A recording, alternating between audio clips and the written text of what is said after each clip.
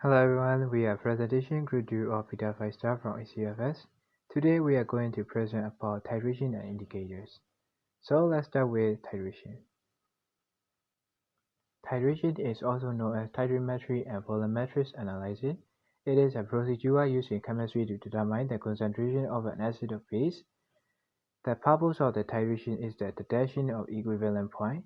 There are different types of titration. They include acid-base titration, reduction-oxidation titration, precipitation titration, and complexometric titration.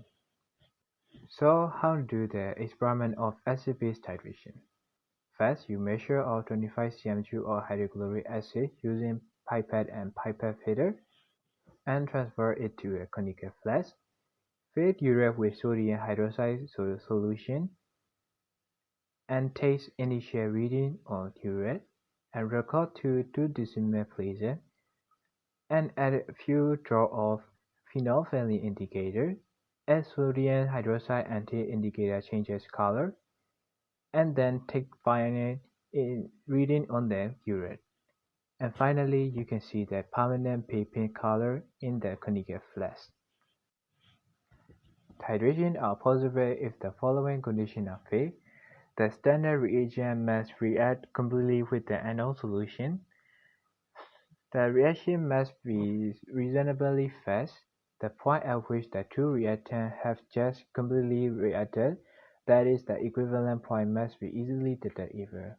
The equation for the chemical reaction must be easily known for easy determination of the stoichiometric proportion in which the reactant reacts. And the next one is indicator in titration. What is indicator? An indicator is a chemical compound that changes its color in presence of an acid or base.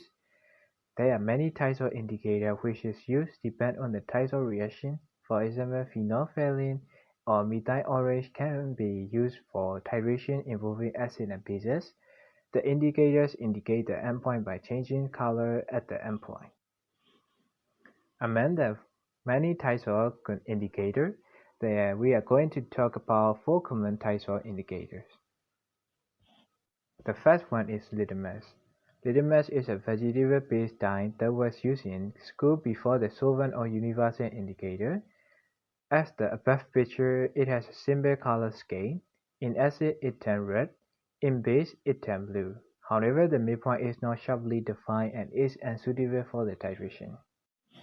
And the second one is phenolphthale. Phenolphthale is an organic indicator with a pKa acid strength value of 9.3.